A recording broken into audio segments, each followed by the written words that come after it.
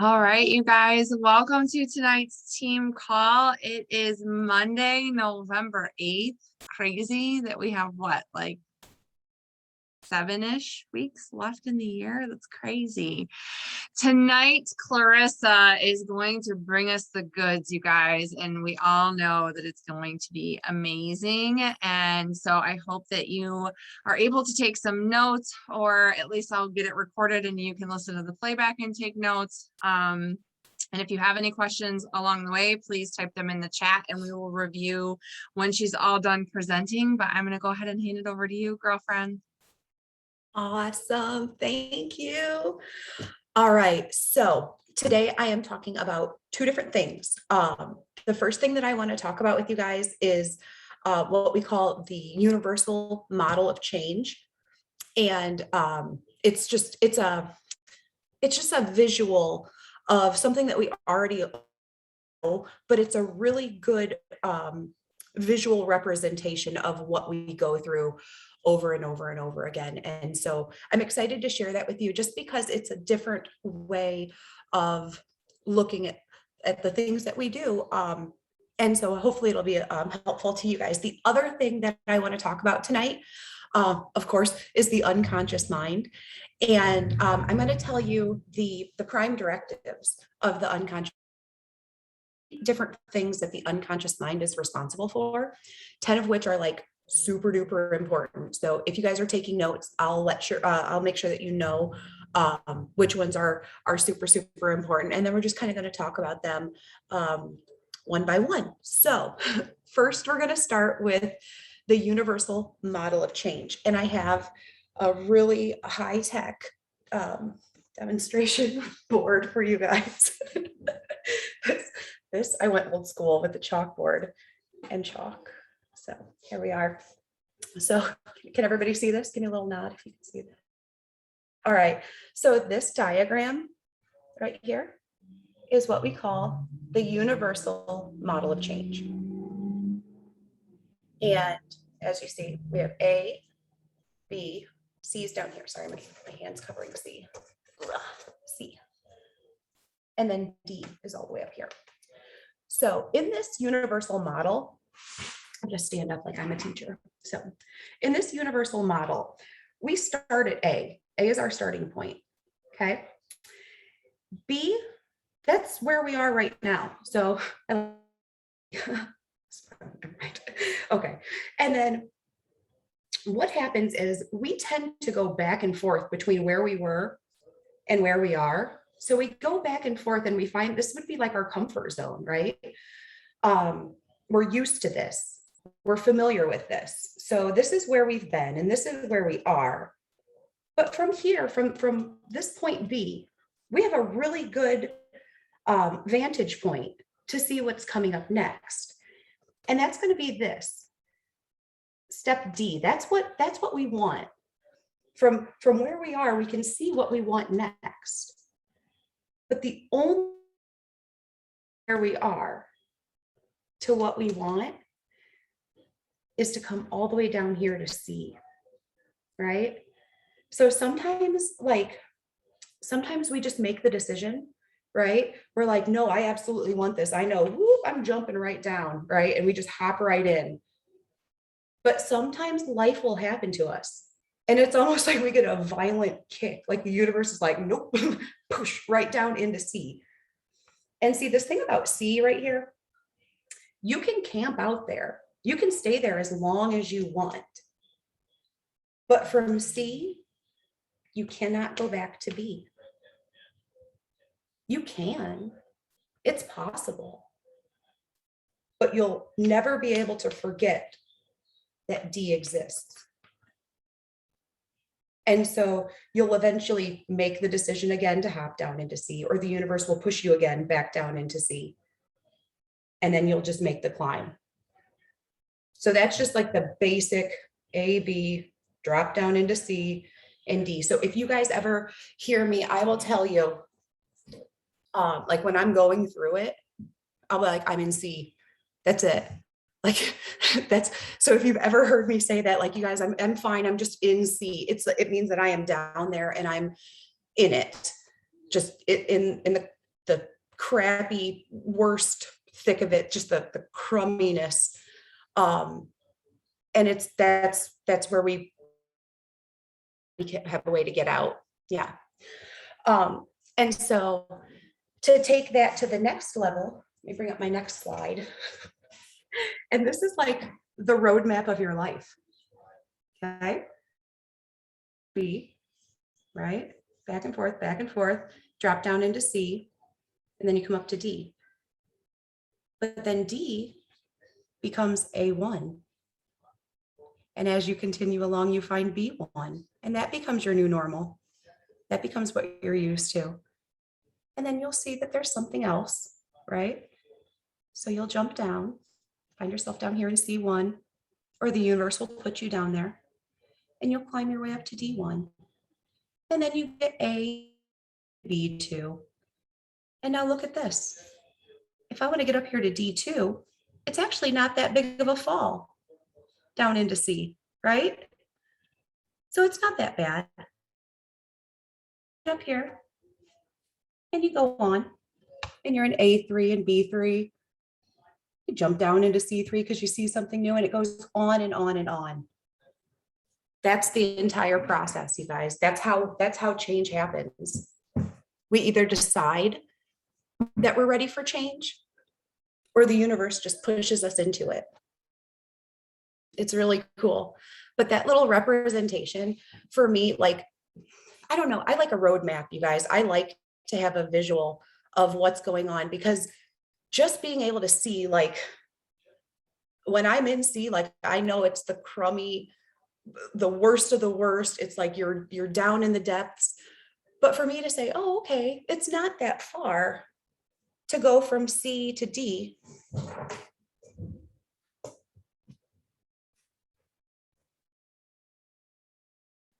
You know, all the way up to D, it's not that bad. I totally get it now, like, where I'm going. So you don't feel lost, you don't feel stuck, right? So that's that universal model of change. And so now as we go on to my next topic, which is, I'm going to start telling you a little bit about how the unconscious mind will help push us into C. Oh, my internet's unstable. Am I with you guys? We cool? Good. Okay. All right. So, like I said, the prime directives of the unconscious mind, those are like the things that it's responsible for. And the first one that I want to talk about that the unconscious mind is responsible for, the unconscious mind actually stores our memories. That's where our memories are stored. So, you know, you heard me say this before. What was your phone number when you were a kid? Most people can just rattle it off like real quick. They just know it. But I guarantee that none of you woke up this morning and said, oh, I need to make sure that I remember my childhood phone number because somebody might ask me that today, right? It was just stored unconsciously. It was just there for when you needed it. So the way that the unconscious mind stores memories, there's two different ways. First, it can store memories temporally, and that means that it's in relationship to time. So my 10th birthday party, or when I was in the 3rd grade, or 5 years ago when this happened, that's in relationship to time. Memories can also be stored atemporally, which is not in relationship to time. So go ahead and recite your 2 times tables. Now you may remember, oh yeah, I learned that when I was in the 3rd grade, but that bit of information, to be able to recite it, is not stored temporally. It's just information that's stored. Song lyrics, that might be another one that wouldn't necessarily need to be in relationship to time, but it is just stored there. You don't have to remember it. You don't have to think about it consciously. Well, I need to make sure I remember all the lyrics to whoop, there it is. So in case I hear that song today, I can really break it down. No, they're just right there for us. So storing our memories, that is the first prime directive of the unconscious mind, and that is one of the major ones. So if you're taking notes and you're writing it down, the unconscious mind stores our memories, and that's a really big one. The second prime directive of the unconscious mind is that it's the domain our emotions live. And the unconscious mind is the part of us that feels. The third prime directive is that it organizes all of your memories. So, like I said, it stores them, but in addition to that, it's organizing those memories using a timeline. So as we were talking about storing those memories in relationship to time, your unconscious mind actually has everything almost like a file folder. Like it can pull out, like, do you ever see the movie Bruce Almighty? Where he pulls open that drawer and it's like a million. So that's what your unconscious mind does. It has this huge file folder and just stores all of that information, all of those memories right in that timeline. And they're organized according to time, subject, feeling, and they organize into a chain of events. So this is just a little bit of, Mindy knows all those lyrics. I love that. So organizing these memories in a chain of events, we call that gestalt before.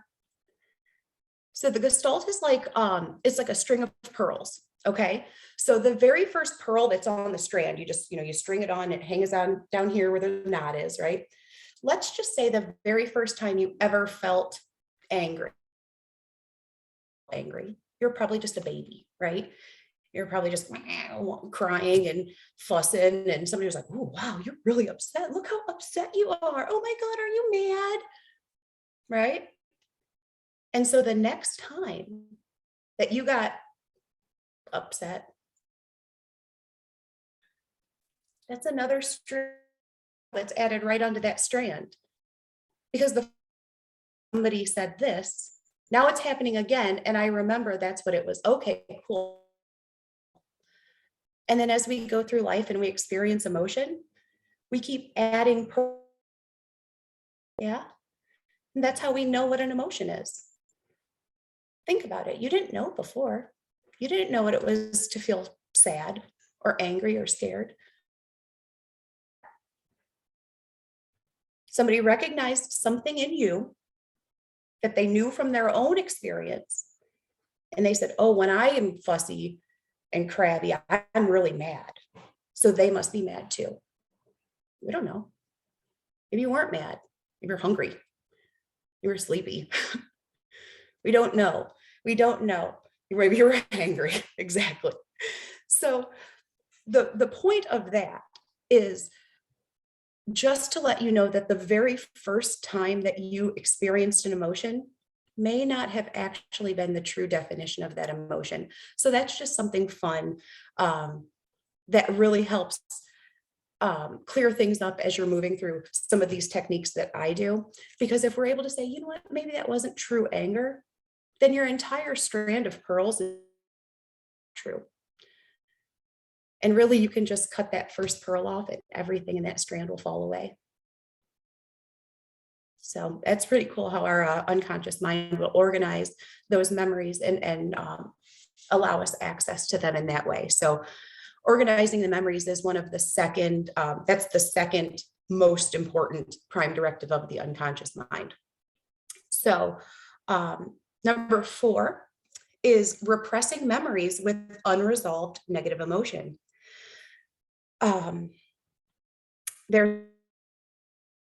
We'll just put it in a little black bag and shove it down. We've all heard that. We've all probably done that. Negative emotions aren't good for us. Negative emotions don't serve a purpose for us. And so when we experience a negative emotion, the unconscious mind will, this is going into number 5, the unconscious mind will actually present a repressed memory for resolution. So I've talked about this before. If you've ever been angry and it's like an unwarranted or unjustified level of anger, where it's like, whoa, man, I'm just like, I shouldn't have blew up at my kid like that, or, that person driving down I-75 didn't deserve that or something, but it was just a reaction. Somebody cut you off and suddenly you're, the double birds and all the expletives and all of that. It's not really warranted. It's not justified, but it's the unconscious mind saying, oh, cool, you're angry. Hey, guess what? Here's all the other anger that you've ever experienced. Let's go ahead and clear this. Because when you experience an emotion, it's an opportunity to resolve all of it, all of the emotion that you've ever felt. So sometimes when you feel angry, it's just like a regular level of anger that's like, yeah, that's, we're talking about that unwarranted level that's just like, oh, you didn't deserve that. I didn't mean to blow up on you like that. And it's because all of that past that whole string of pearls, right? That whole collection of all of that emotion that you've been saving up all on that string, we added one more to it, and your unconscious mind is like, oh, cool. Let's go ahead and resolve all out. So stores our memories, the domain of the emotions, organizes the memories, represses the memories that have unresolved negative emotion, and presents those repressed memories for resolution. The unconscious mind, this is number 6, may also keep repressed emotions repressed for protection. And when you gain the resolution on that emotion or that situation, then it ceases to bother you. Okay, so number 7, the unconscious mind, this is super, super important. So make sure you put a little star by this one. The unconscious mind is what runs the body. And we all know that, right? Because your breathing happens automatically, your blinking happens automatically. The unconscious mind is what will run your body while you're sleeping. And the unconscious mind has a blueprint of your body as it is right now. And it has a blueprint of your body in perfect health. So it has access to both blueprints. It can see where you're at, and it can see perfect health. So that blueprint of perfect health is stored in it's like in the higher self. It's part of the unconscious mind. And number 8, the directive of the unconscious mind is to preserve the body. So it runs the body and it preserves the body. And you know that because if something's flying at your face, you're going to flinch, right? You're going to blink. Your unconscious mind will protect you. You'll jump out of the way. If you've ever had a kid that said, I'm going to hold my breath until you give me what I want. Okay. Right? Go ahead, hold your breath. We'll see how that works out. Because the unconscious mind will preserve the body. The unconscious mind will make you pass out and you will start to breathe normally. That's what it does. Is a highly moral being. And it accepts whichever morality you were taught and that you've accepted. So you've heard the saying, there's even honor among thieves. Yeah. Your unconscious mind is very, very highly moral, and it will accept the morality that you were taught. And if you change your morals, suddenly your unconscious mind will change too. The unconscious mind enjoys serving, but it needs clear orders to follow. So most people give their unconscious mind like inconsistent directions. So you might say, oh my God, I'm great. And then in 2 hours, you might say, oh, I'm the worst person ever. Those are 2 separate instructions to the unconscious mind, and it won't know what to do. It needs consistent orders. The unconscious mind, this is number 11, unconscious mind controls our perceptions. So we're talking regular perceptions, like I perceive that this room is a little bit chilly. That happens unconsciously. Telepathic perceptions. If you've ever been thinking about your best friend and then your phone rings and it's them. Yeah. If you've ever been singing a song in your head and you get in the car and that song is on, that's all unconscious. That's all telepathic perception. And then part of that telepathic perception is the unconscious mind will actually relay that to the conscious mind. And you can consciously ask your unconscious mind to dial up those perceptions if you want to. Number 12, your unconscious mind generates, stores, transmits energy throughout the body. And we're talking all kinds of energy. We're talking the energy to heal. Yeah. So if you're not feeling well, if there's something going on in your body and your body has to fight off a bacteria or a virus, you're going to sleep a lot. You won't have the energy to do day-to-day things because your body is preserving that energy to fight whatever's going on in your body. In addition to that, we're talking spiritual energy. You walk into a room and you say, "Ooh, I like the energy in here." That's unconscious. Yeah. Your unconscious mind, number 13, your unconscious mind maintains your instincts and it generates your habits. So instincts like fight or flight, the unconscious mind will kick in and it'll do whichever you choose. And I know we say we don't really choose that, but we do. It's a split-second choice. It may not be a fully conscious choice, but the choice is made, whether it's conscious or unconscious. And then in regards to your habits, your unconscious mind will help you with those, whether they're good or bad. Yeah. Yeah. And that's why people say, "Oh my God, I want to do this, but I can't. I really wish I could stop smoking cigarettes, but I can't. I really wish I could stop drinking soda. It's just like I can't." It's because it's unconscious. Going off of that, habits number 14, your unconscious mind needs repetition in order to create and install those habits. And we know that. We know that you can either consciously do that, or if you're having trouble with that, I have some really, really awesome techniques that will help you at the unconscious level create that repetition. But yeah, if you're able to consciously have that repetition, then you'll be able to create that habit, no problem. Number 15, your unconscious mind is programmed to continually seek more and more. It always wants more. There's always more to discover. And this is really important when we think about substance abuse or addictions of any level. The unconscious mind just generally functions by comparing, and each time it's looking for more and more and more. Number 16, this one isn't one of the 10 important ones, but I find that this one's really, really important. And it's that the unconscious mind functions best as a whole integrated unit. And what I mean by that is that it doesn't need parts in order to function. So think about it. If part of me does not want to lose weight, how easy is it going to be to lose weight? Part of me wants to go have a regular 9-to-5 job, but part of me wants to be self-employed. What am I going to do?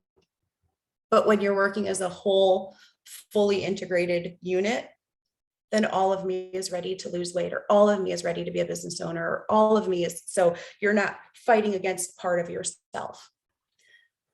Number 17 is going to be one of the ones that's super, super, super important. And it's that the unconscious mind is symbolic. And we've talked about symbols before. I know you guys are fans of looking for signs and symbols.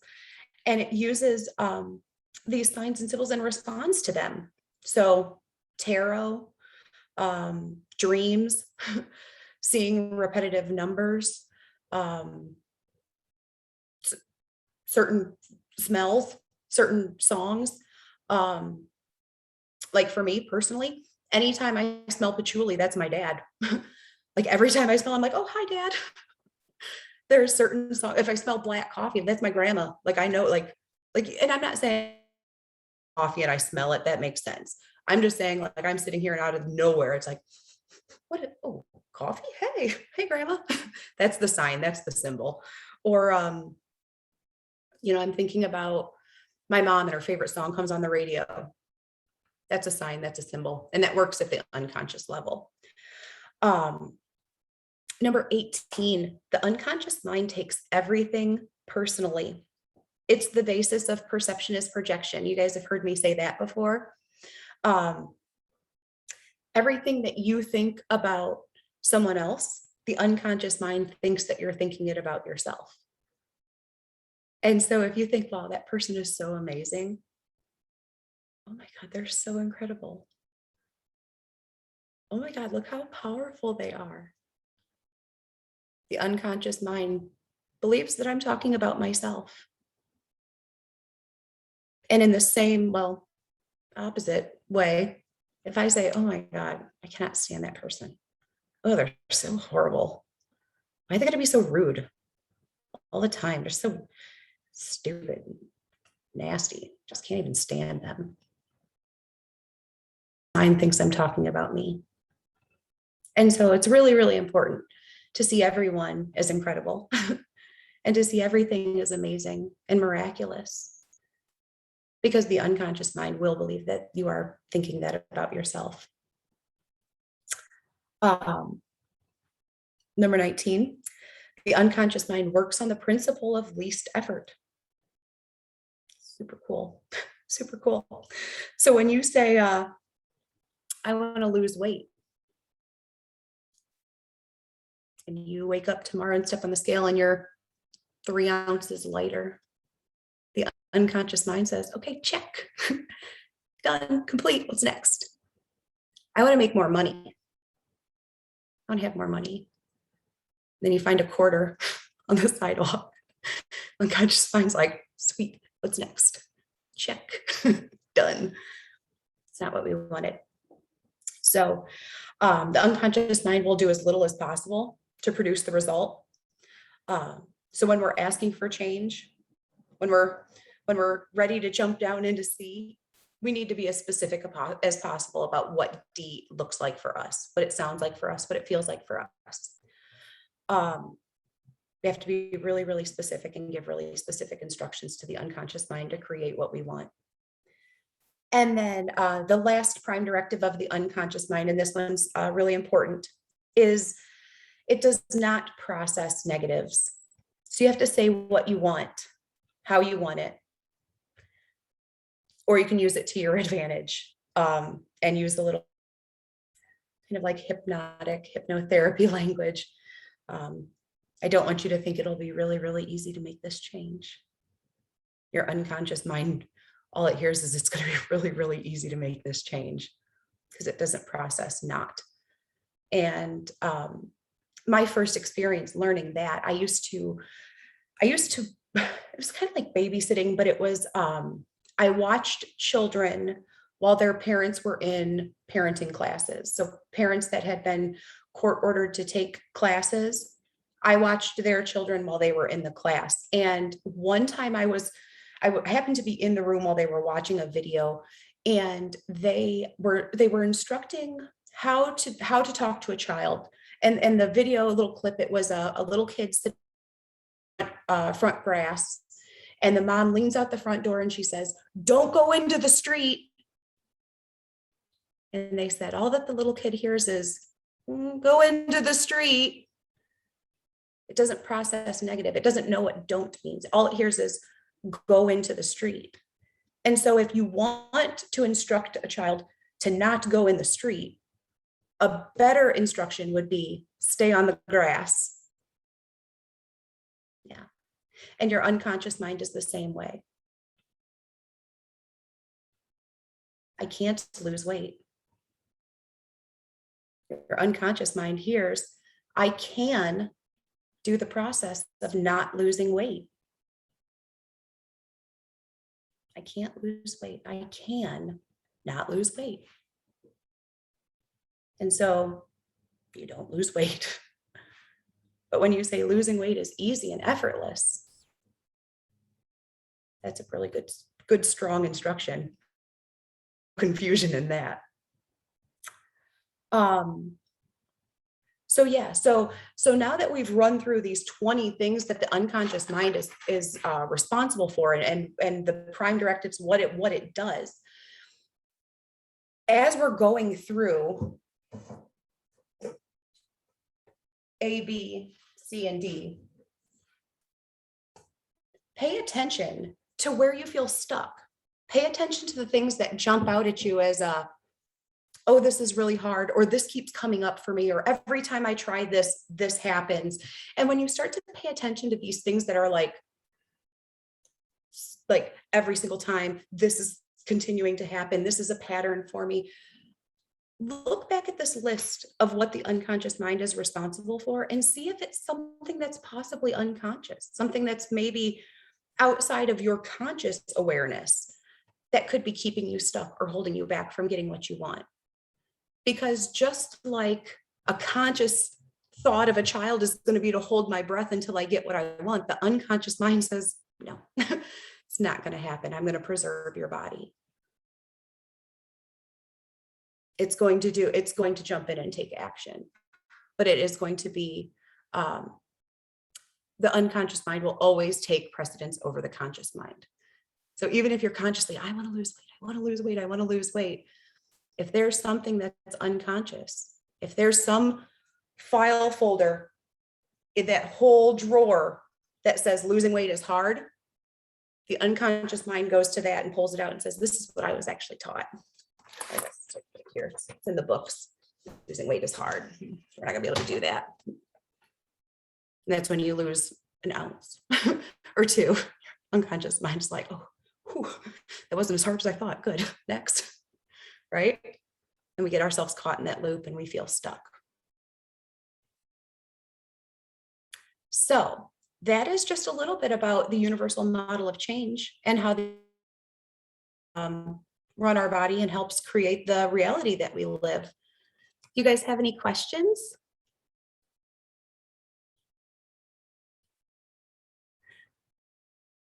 It's okay. It's a lot to process. I know. Well, that's all I have for you guys today. Aw, I love you guys. You guys are just the sweetest, the sweetest. So good. I apologize. I had to step away for a second. I'm the only one here and Beckett was calling for me, but what I really loved was the diagram, because I feel like we were just talking about that the other day, like how you're in this box, right? And like you go outside the box a little bit and you start to like see this new life and you're like, okay, and then that becomes comfortable and then you push, like, you know that there's something out there that's bigger than where you are. And so you keep pushing and then that becomes comfortable and then you push a little bit further and then that becomes comfortable. So yeah. That definitely makes a ton of sense. Yeah. So appreciate you sharing all of that. Of course. I'm always happy to share. Yeah. Jackie says, love this. Does anybody have any questions that they had in the chat? I didn't see any other than Mindy's going to break it down for us. Yes. Weird Mindy. Weird Mindy's going to break it down for us. No, so good. Thank you so much, my love, for sharing that and giving us perspective and so many good reminders of a lot of it, all of it starts up here in the words that we use to project where we want to be. So we appreciate you. We appreciate your time to prepare for the presentation and put it together for us. Yeah, thank you. Thank you all for being on tonight. You guys are amazing. I will get the recording up for all of us, and I hope you guys have a great rest of your night. See ya.